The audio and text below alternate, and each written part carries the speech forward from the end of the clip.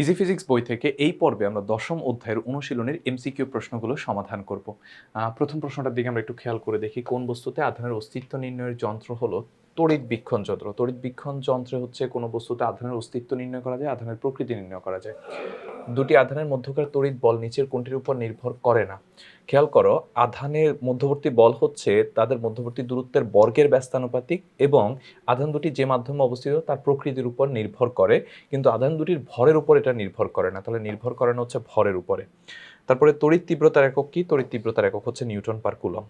৪ নম্বর প্রশ্ন দেখো, এক্ষেত্রে এখানে 5 ভোল্ট দেয়া আছে, এখানে হচ্ছে 3 ভোল্ট দেয়া আছে, এখানে 6 কুলম্ব আছে, এখানে 9 কুলম্ব আছে। তো আমাদেরকে বললো এগুলোর থেকে কিছু পরিমাণ আধান বি গোলকে যাবে। যেহেতু এটা হাই ভোল্টেজ, এটা হচ্ছে লো ভোল্টেজ, তাহলে এখান থেকে আধান কিছু পরিমাণে হচ্ছে বি গোলকে যাবে। এইটা হচ্ছে ট্রু। তারপরে হচ্ছে এ গোলক থেকে নির্গত বলরেখা, খেয়াল করো, ধনাত্মক থেকে বের হয়ে ঋণাত্মকে প্রবেশ করে, তাহলে এ থেকে বের হয়ে বিতে প্রবেশ করবে না। আধানের পার্থক্য সর্বদা সমান থাকে না, আধানের পার্থক্য সবসময় হচ্ছে সমান থাকে না। তাহলে এক্ষেত্রে অ্যান্সারটা হচ্ছে শুধু ক।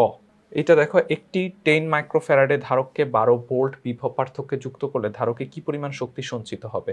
খেয়াল করো, সঞ্চিত শক্তি সমান half of C V square বা হাফ। সি এর মান কত? ধারক হচ্ছে 10 মাইক্রোফ্যারাডে। মাইক্রোফ্যারাডেকে হচ্ছে ফ্যারাডে নিতে হলে 10⁻6 দ্বারা গুণ করতে হয়, আর এখানে হচ্ছে 12 স্কোয়ার। তাহলে এখান থেকে আমরা ক্যালকুলেশন করলে পাবো হচ্ছে 7.2 ইন্টু 10⁻4 জুল।